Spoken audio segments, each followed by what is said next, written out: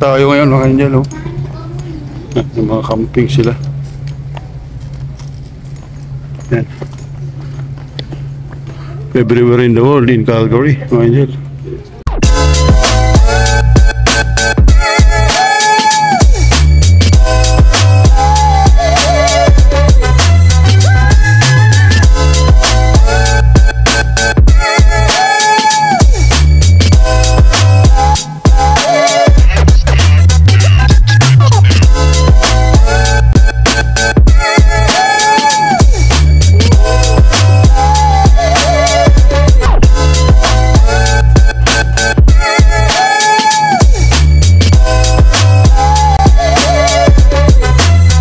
Nandito tayo sa Hudson Bay.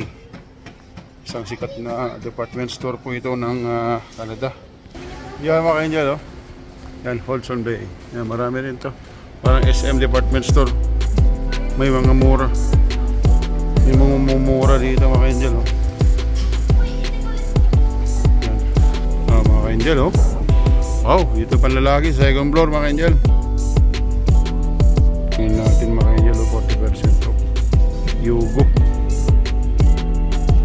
Ganun. 106 mga Angel, 178 dati. Pwede na. Mahal mga Angel. Wow. Ito 70, oh. Naku po, my goodness. Mahal mga Angel. Yugo kasi. Doon tayo na magandang din. Tingin natin ito mga Angel, Bugatti. Pumura. Wow, panalo mga Angel, oh. Wow, 115. 50% off pa siya. Magkano ba original price niya? Wow, 65 mga Angel, oh. Bugatti mga Angel. Yan. Ganda sana siya. Pricey lang. May Ted Baker din sila mga Angel, oh. So may mga branded, oh, Calvin Klein, oh. Yung Hudson Bay mga Angel, sorted siya, mga branded din. So maganda, may mga deal din dito usually. May Tumi, may Calvin Klein, may Lacoste mga Angel, oh. Yun. Tignan natin ito kung may magandang din dito sa Lacoste. Magkano kaya ang presyo dito? Wow, 195. Mura mga Angel. Panalo. Sombrero mga Angel, 80, oh. Tignan yung t-shirt. Wow, 145. Polo mga Angel. Panalo. Mapapawaw na lang talaga tayo dito. Kano kaya to? Wow, 80. Maganda sana mga Angel. Masyadong mura. Uy, 80. Ganda sana. Maganda sana yung mga t-shirt, oh. 135.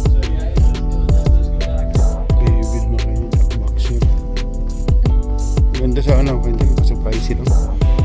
So, ito libas mga Angel, oh. 30% yung libas mga Angel, oh. Sana ito na ang hinahanap natin. Maganda dito mamili mga Angel. So tayo dito Hudson Bay.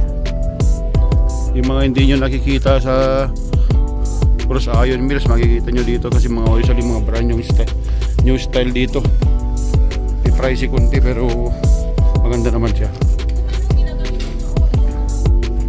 May isda mga Angel, oh. Pwede sa aquarium to. Paano kaya to? Fish. Something fishy. Okay, sa kanya mga Angel, pricey lang. So nasa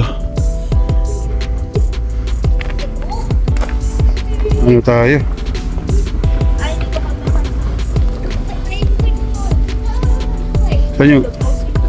Okay, sa kanya mga Angel, pricey lang. So nasa ano tayo?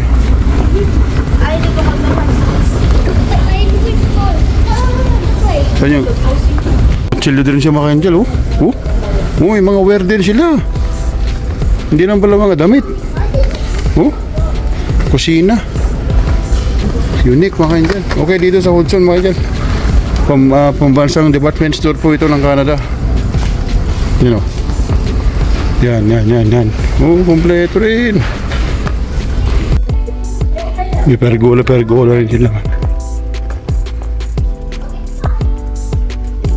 Oh, may mga ano rin pala sa dito mga angel, oh. Oh, kompleto. Mga angel, oh. Oh. Ganda. Hudson Bay mga angel. Mga angel, oh, may program din sila, oh. Dior mga angel, oh. Oh.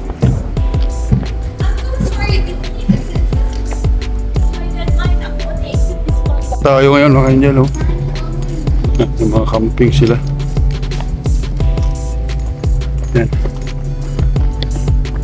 Everywhere in the world, in Calgary mga angel. Decathlon ba tayo mga angel, oh. Yan tayo galing kanina mga angel, kaso nagsara na. Dito tayo dumaan na. Kasi nagsara yung Hudson Bay. Yan, Potato Corner mga angel, oh. Potato Corner mga angel, yung mga nakakamiss ng mga french fries sa Pilipinas. Ano? Ayan, Potato Corner Pilipinas, oh, mga angel, oh. Yan, meron dito sa Market Mall. Yan. Yan mga angel, oh. Meron ako sa Iron Mills din, sa Chinook.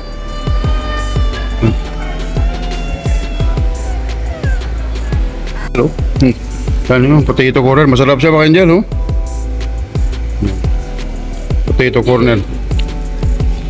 A few moments mga ka-angel. So mga ka-angel, nandito tayo ngayon sa Cross Iron Mills, ang pinakamalaking outlet mall sa Alberta at sa mga pinakamalaking outlet mall sa buong Canada.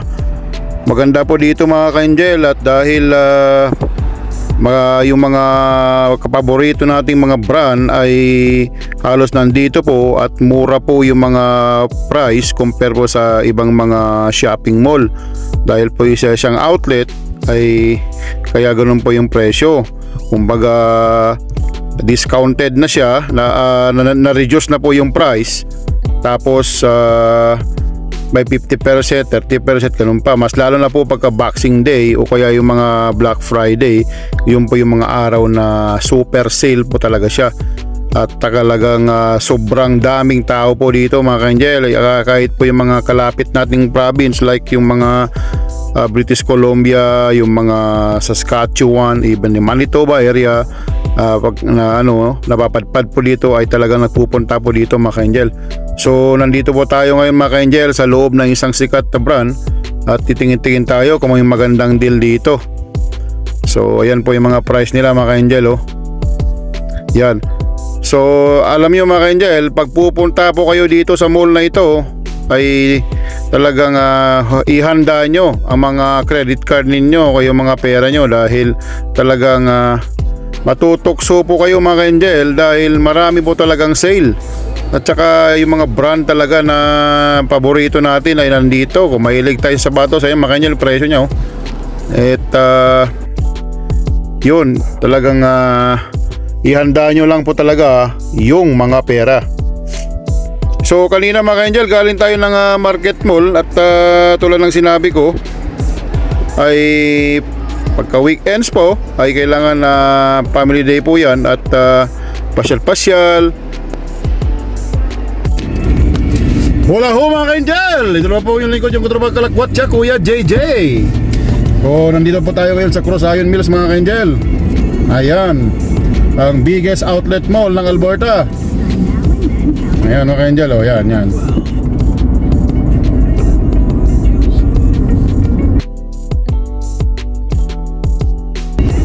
Kaya maging babait tayo sa mga kapwa natin mga ka-angel. Walang mawawala kung magigiboy tayo.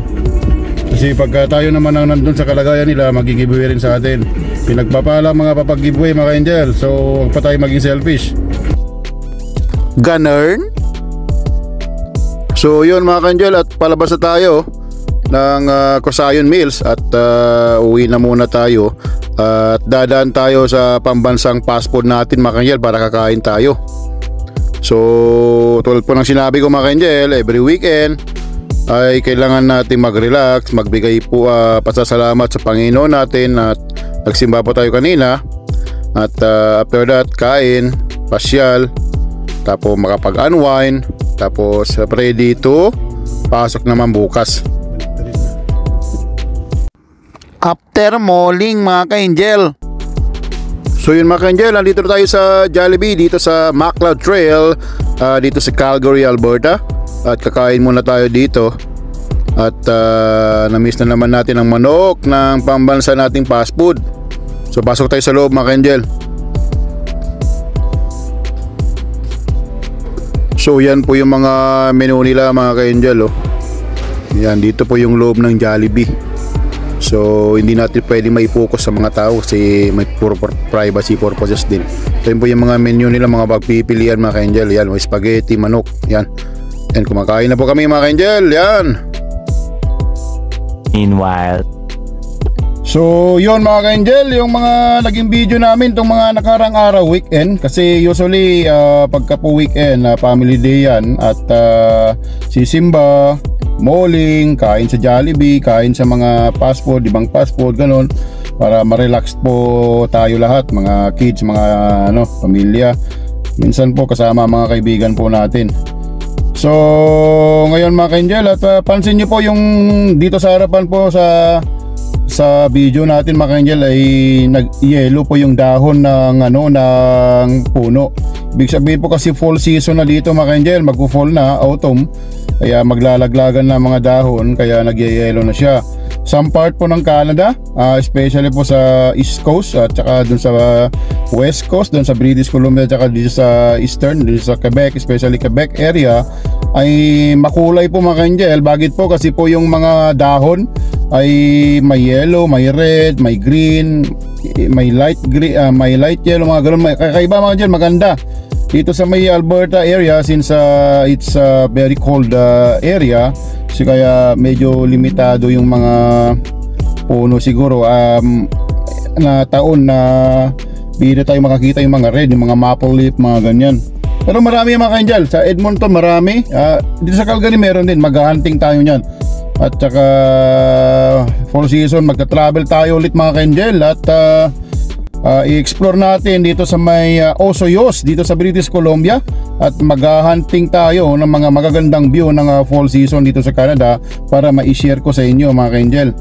At very beautiful yung Canada mga ka-angel, especially this fall season dahil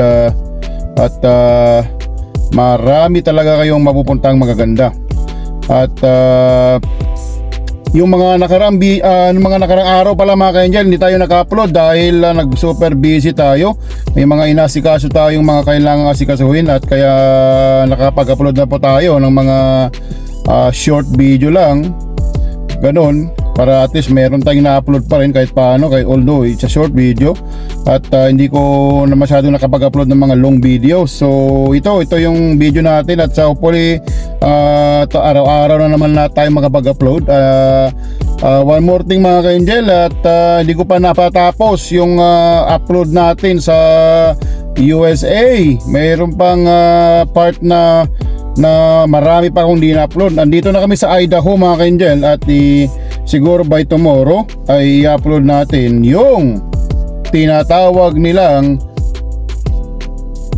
Niagara Falls of the West dito po sa Idaho, USA. Maganda po siya mga ka-angel. Maganda po yung Niagara Falls, pero ito mas mataas po siya sa Niagara Falls mga ka-angel. Kaya tinawag siyang Niagara Falls of the West kasi malapad din po yung area niya. So ipapakita ko po yan sa inyo. Matagal ko na siyang hina-highlight na up next, coming soon, ganoon. Ngayon ipapakita ko na siya mga ka-angel para ma-upload ko na rin yung pagbalik natin dito sa US border sa Canada. Sa Canada border nung bumalik na tayo. Kasi may balak na naman po tayo mag-explore, maybe crossing the border again soon. But let's see kung matutuloy o hindi. But kaya ayoko kasi matambakan na mga ka-angel. Hindi ko pa na-upload yung previous natin. So yun mga ka-angel, muna yung video natin. At thank you very much sa panonood. At yung mga nag-subscribe, mga nakaka-appreciate, thank you very much. May God bless you always. At please subscribe to my channel para tuloy-tuloy po ang paglalakwatsa natin. At mai-share ko sa inyo yung mga lugar dito sa Canada at ibang lugar sa buong mundo Thank you very much po, I appreciate. At ingat po kayo lagi. Pray hard it works. Ito po ang iyong lingkod, yung katropa at kalakwatsa, Kuya JJ. Maraming salamat po mga ka-angel. Hanggang sa muli. May God bless you always.